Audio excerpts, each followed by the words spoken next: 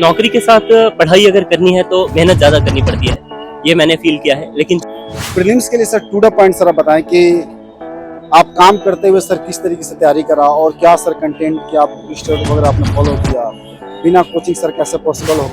आप sir Lucent और crown की सर बात कर रहे हैं। लुसेंट सर बहुत कम लोग अब रिकमेंड कर रहे हैं, लेकिन आपने लुसेंट का नाम लिया, ये बहुत बड़ी बात है।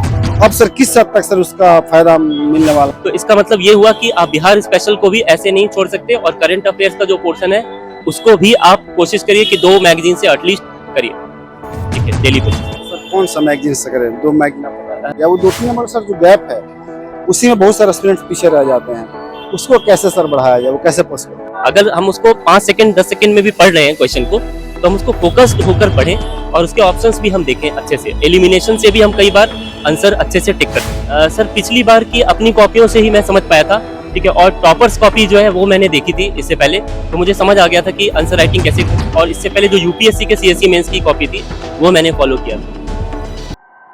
नमस्कार दोस्तों, हमारे साथ अभी देवप्रिया सर हैं। 69 बीपीएससी का सर इंटरव्यू देकर बाहर निकले हैं। सर से जानेंगे सर का कैसा एक्सपीरियंस रहा, किस टाइप के सवाल पूछे गए हैं। और देवप्रिया सर बहुत ही एक्सपीरियंस्ड, माने ओवर एक्सपीरियंस्ड सर हैं, माने कम्पिटेटिव एग्जाम के फील्ड में।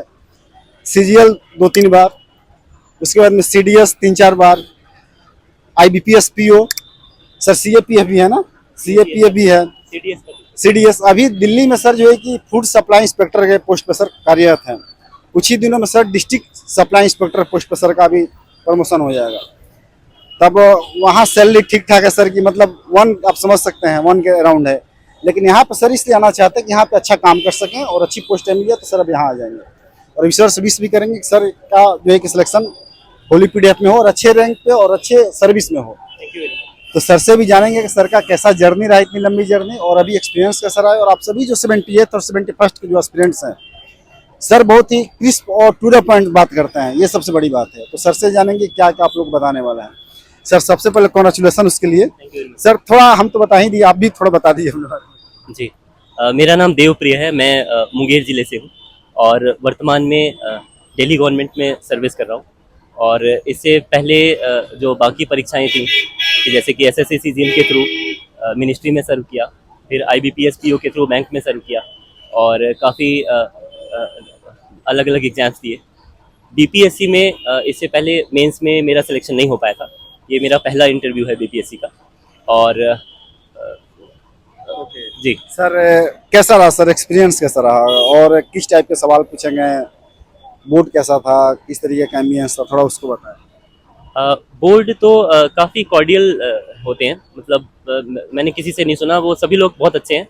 मेंबर्स जो है आपको कंफर्टेबल फील कराते हैं अंदर जाने के बाद, और आपसे ऑप्शनल के बारे में पूछेंगे, ठीक है। और आप अगर वर्तमान सर्विस में हैं तो आप वो सर्विस छोड़कर यहाँ क्यों आना चाहते हैं, आप कम पे लेवल में भी आना चाहेंगे या नहीं, ठीक है, हम आपको क्यों ले लें, सिलेक्ट क्यों करें, आपकी जो पोस्ट प्रेफरेंस भरी है आपने वो क्यों भरी इस तरह की, जैसे आपने डीएसपी की पोस्ट ऊपर रखी तो क्यों रखी, और आप पुलिस अधिकारी अगर बनते हैं तो आप क्या चेंज ला सकेंगे। उसके अलावा दंगा, एक सिचुएशन बेस्ड पूछा कि दंगा भड़क जाता है तो ऐसी स्थिति में क्या कर सकते हैं पुलिस अधिकारी। और अभी हिस्ट्री से कुछ म्यांमार रिलेटेड क्वेश्चन पूछे, फिर बाल गंगाधर रिलेटेड क्वेश्चन पूछे, और जो वर्तमान में इजराइल क्राइसिस चल रहा है उससे रिलेटेड पूछे, और बस इसके बाद इतने पे ही इंटरव्यू चलता रहा। अभी सर आप वर्किंग हैं, अभी आपने सर इंटरव्यू शूट करने से पहले हम बात कर रहे थे, आपने बताया था कि मैं कहा कि सर टाइम वगैरह मिल जाता है कि नहीं, या फिर कैसा स्टडी कर लेते हैं, तो आपने बोला कि बहुत प्रेशर है, कहीं ना कहीं होता है, लोग को ऐसा लगता है गवर्नमेंट जॉब में तो प्रेशर कम होता होगा, काम कम करने को होते होंगे। आपने सर टाइम कैसे मैनेज करा था, किस तरीके से टाइम निकाला और कैसे सर तैयारी किया था। नौकरी के साथ पढ़ाई अगर करनी है तो मेहनत ज़्यादा करनी पड़ती है, ये मैंने फील किया है। लेकिन चूंकि शुरू से ही नौकरी करनी पड़ी, और नौकरी के अलावा दूसरा ऑप्शन ऐसा नहीं था कि मतलब मैं नौकरी छोड़ कर, और मैं ये चाहता भी नहीं था। मैं शुरू से यही चाहता था कि पहले मुझे जो भी मिल रहा है वो मैं नौकरी करूं और उसी में रहते फिर आगे तैयारी करके आगे बढ़ने की कोशिश करूंगा। जैसे आपको ऑफिस से पहले का समय और ऑफिस से बाद का समय वो आपका होता है, आप उसको जैसे भी चाहें यूटिलाइज कर सकते हैं। और डेली अगर आप 5-6 आवर्स भी निकालते हैं, ठीक है, तो काफ़ी अच्छा रहेगा आपके लिए। उसके अलावा बुक जो है वो, जैसे मैं पीडीएफ फॉर्म में ज़्यादातर पढ़ता था, आईपैड में जो भी एनसीईआरटी की बुक्स हैं या फिर कुछ रिपोर्ट्स हैं, इकोनॉमिक सर्वे है, बजट है, ये सारी चीज़ें मैं ऑनलाइन मैक्सिमम चीज़ें पढ़ता था। और सेट ज़्यादा लगाता था, पीवाईक्यूज वगैरह बहुत सारे सॉल्व किए, एमसीक्यूज वगैरह बहुत सारे देखे, और मेंस आंसर राइटिंग की प्रैक्टिस जरूरी है, ठीक है। बहुत अच्छे ढंग से हालांकि नहीं कर पाया था मैं, लेकिन मेंस आंसर राइटिंग की प्रैक्टिस लोगों को करनी चाहिए, ताकि उनका जो आंसर का प्रेजेंटेशन है और स्ट्रक्चर है वो बहुत ही अच्छे स्तर का हो, जिसमें वो कंक्लूड वगैरह भी अच्छे से कर पाएं, अच्छे पॉइंट्स लिख सकें, ठीक है। तो इसके लिए उनको काफ़ी मेहनत करनी चाहिए। नौकरी के साथ मेरे ख्याल से लोगों को अलग से थोड़ा समय निकालना पड़ेगा, जो ऑफिस के बाद का और ऑफिस से पहले का समय है। ओके। अब सर जो बदलते पैटर्न के अकॉर्डिंग, क्योंकि आप 67 भी सर आपने दिया था, उसमें सर कितने मार्क्स रह गए थे? फाइनल सिलेक्शन उसका रह गया था मेरा 6 मार्क्स से, ठीक है। जो मेंस है, मेंस में ही ऑप्शनल में कम नंबर आए थे, जीएस में मार्क्स ठीक थे, ठीक है, पर ऑप्शनल में 68 सर भी दिया आपने? 68 नहीं दिया, 69 दिया मैंने। Second attempt? नहीं, ये मेरा थर्ड अटेम्प्ट था। ओके। मीडियम सर इंग्लिश रखा है सर मेंस में। अब सर जो पैटर्न चेंज हो रहा है, आप 67 में सर उस समय उतना पैटर्न चेंज नहीं हुआ था, लेकिन अब ज्यादा चेंज हो गया है। कितना मार्क्स सर था प्रीलिम्स में इसमें आपका 69th में? 69 थे प्रीलिम्स में। हाँ, प्रीलिम्स में तो कम थे, 91.33 मार्क्स ही थे, ठीक है। 67th वाले में 115 नंबर था, ठीक है। तब जो है नेगेटिव मार्किंग नहीं होती थी, अब तो नेगेटिव मार्किंग है। प्रीलिम्स के लिए sir to the point sir आप बताएं कि आप काम करते हुए सर किस तरीके से तैयारी करा, और क्या सर कंटेंट क्या आप बुक स्टोर वगैरह आपने फॉलो किया, बिना कोचिंग सर कैसे पॉसिबल हो पाया? देखिए, सबसे पहले बेसिक बुक्स अगर आपने पढ़ी हुई है तब तो ठीक है, अदरवाइज ल्यूसेंट जीके या क्राउन जीके दोनों में से कोई एक चीज पहले आप पढ़िए थॉरली, उसके बाद फिर पीवाईक्यूज देखिए। पीवाईक्यूज आप देखेंगे तो घटना चक्र से या फिर वाईसीटी के आपको सॉल्व पेपर मिल जाते हैं, ठीक है, वो देखकर, और उसके बाद आप एनसीईआरटी की किताब मैं जरूर बोलूंगा कि लोगों की क्लास 8 से लेकर 12 तक की किताबें कुछ चीजें एटलीस्ट देख लीजिए, जैसे साइंस, ज्योग्राफी, हिस्ट्री, ठीक है। ये तीनों सब्जेक्ट आप इसे देख लिए, और बाकी क्राउन जीके से देखिए, और एमसीक्यू लगाइए, और जितना टेस्ट पेपर लगा सकते हैं मैक्सिमम वो लगाइए, ठीक है। तो मैक्सिमम चांस है प्रीलिम्स अच्छे से निकल जाता है। आप सर लुसेंट और क्राउन की सर बात कर रहे हैं। लुसेंट सर बहुत कम लोग अब रिकमेंड कर रहे हैं, लेकिन आपने लुसेंट का नाम लिया, ये बहुत बड़ी बात है।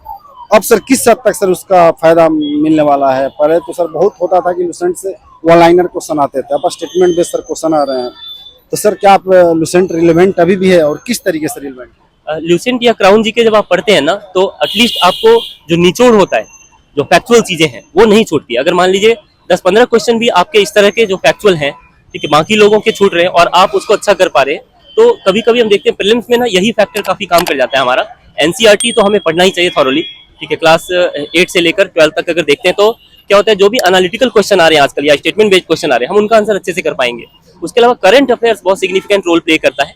अगर करंट अफेयर्स और बिहार स्पेशल में बिहार इकोनॉमिक सर्वे, बजट और बिहार का जो हिस्ट्री है, जैसे ल्यूसेंट है बिहार की, ठीक है, बुक, उससे बिहार के हिस्ट्री से क्वेश्चन बहुत सारा आ ही रहा है बराबर। तो इसका मतलब ये हुआ कि आप बिहार स्पेशल को भी ऐसे नहीं छोड़ सकते, और करंट अफेयर्स का जो पोर्शन है उसको भी आप कोशिश करिए कि 2 मैगजीन से एटलीस्ट करिए, ठीक है, डेली बेसिस। तो सर कौन सा मैगजीन से करें? 2 मैगजीन आप बता। देखिए, मैंने जो मैगजीन देखी थी वो स्पीडी और एडुटेरिया देखी थी, ठीक है। उसके अलावा जो अगर कहीं से भी मिल जा रहा है स्टफ, आजकल न्यूज़पेपर कटिंग वगैरह है, वो न्यूज़पेपर कटिंग देखने का बहुत फायदा मिल रहा है। वो न्यूज पर कौन सा? न्यूज़पेपर अलग अलग था, जैसे बिहार बेस्ड भी थे, ठीक है, और नेशनल लेवल के भी, जो भी इंपॉर्टेंट न्यूज़पेपर कटिंग आपको कहीं मिल जाए, आजकल टेलीग्राम चैनल्स पे है अवेलेबल, ठीक है। अगर आप अलग अलग न्यूज़पेपर कटिंग देखते हैं तो आप समझ लीजिए कि करंट अफेयर्स में मिनिमम चांस है कि आपका क्वेश्चन ज्यादा छूटेगा, ठीक है, आप अच्छा स्कोर कर पाएंगे उसकी वजह से। बहुत सारे स्टूडेंट सर जो होते हैं वो सर बाउंड्री पे पहुंच के, मैंने बाउंड्री लाइन पे, कोई 1 मार्क्स रह गया, कोई सर 1.5 मार्क्स रह गया, कोई 0.5 मार्क्स रह गया, उसको सर कैसे इंक्रीज किया जाए? वो 2-3 नंबर सर जो गैप है उसी में बहुत सारे स्टूडेंट्स पीछे रह जाते हैं, उसको कैसे सर बढ़ाया जाए, वो कैसे पॉसिबल? काफी बुरा लगता है, क्योंकि एक बार क्या, कई बार मेरे साथ भी ऐसा, क्योंकि मैं एग्जाम्स बहुत सारे दिए, तो कई बार एग्जाम्स में ऐसा हुआ कि 1 मार्क कम आ गया, 0.25 मार्क्स कम आ गया, और इसकी वजह से प्रीलिम्स क्वालिफाई नहीं कर पाया। तो मैं यही कहूंगा कि आप लास्ट वाले इसको पहले तो भूल जाइए कि आपके साथ क्या हुआ, ठीक है। एक पॉजिटिव अप्रोच के साथ, एक नए सिरे से फ्रेश अप्रोच के साथ शुरू करिए, और ये जो एनसीईआरटी की बुक, और आप ल्यूसेंट जी के, क्राउन जी के पढ़ेंगे, करंट अफेयर्स करेंगे, इकोनॉमिक सर्वे, बजट वगैरह कर रहे हैं ल्यूसेंट जी के से, या इम्तियाज हुसैन साहब की बुक से बिहार हिस्ट्री वगैरह किया है आपने, बिहार ज्योग्राफी वगैरह, तो मुझे लगता है कि क्वेश्चन जो है आपके नहीं छूटेंगे वैसे, और आप इजीली, बहुत ज्यादा नहीं तो आपका जो थ्रेशोल्ड है उससे 4-5 नंबर ज्यादा ले आएंगे जी, इजीली ले आएंगे। कुछ क्वेश्चन सर ऐसे होते हैं कि जैसे कि वो उसका आंसर आते हुए सर स्टूडेंट्स उसको नहीं कर पाते हैं, कहीं ना कहीं वो ट्रैप एक होता है कि इसको मतलब स्टूडेंट्स को, कैंडिडेट को ऐसा फंसाया जाए, और उसी में वो फंस कर रह जाते हैं, गलत सर कर लेते हैं। तो बेसिकली उसमें सर कहाँ कमी रह जाती है कि उस क्वेश्चन को लोग नहीं कर पाते? कई बार क्वेश्चन को हम लोग ठीक से रीड नहीं करते, जो रीडिंग टाइम है, ठीक है, वो हमें थोड़ा फोकस्ड, अगर हम उसको 5 सेकंड 10 सेकंड में भी पढ़ रहे हैं क्वेश्चन को, तो हम उसको फोकस्ड होकर पढ़ें और उसके ऑप्शंस भी हम देखें अच्छे से। एलिमिनेशन से भी हम कई बार आंसर अच्छे से टिक कर सकते हैं, ठीक है। तो उनको क्वेश्चन रीडिंग पे थोड़ा ध्यान देना चाहिए, ठीक है। और उसके अलावा जो एनालिटिकल क्वेश्चन है या स्टेटमेंट में, उनको अच्छे से थॉरोली रीड करके देख लेना चाहिए। अगर वो नहीं अच्छे से कर पा रहे तो बेहतर होगा कि नेगेटिव मार्किंग में वो उसका शिकार ना हो, ठीक है। कुछ क्वेश्चन हम ओमिट भी कर सकते हैं। सर, उन्होंने पीटी के लिए कोई टेस्ट सीरीज लगाया था? प्रीलिम्स के लिए टेस्ट सीरीज जो घटना चक्र की जो बुक थी, ठीक है, PYQ, उसी को मैंने बार बार किए। और उसके अलावा मार्केट में कुछ टेस्ट पेपर्स अवेलेबल थे, ठीक है, जो लोकल ही थे, जैसे खान सर का हो गया और बाकी भी बहुत सारे थे। फिजिक्स वाला के भी कुछ टेस्ट पेपर थे। वो जो टेस्ट पेपर थे वो खरीद कर मैंने लगा लिए थे।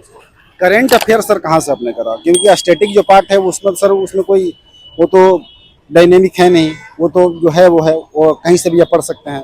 लेकिन करेंट वाला कवर करना सर कभी कभी बहुत मुश्किल हो जाता है, बहुत ही मतलब ये बड़े स्तर पे भास्टेज हो जाता है उसका। उसको सर कैसे किया जाए?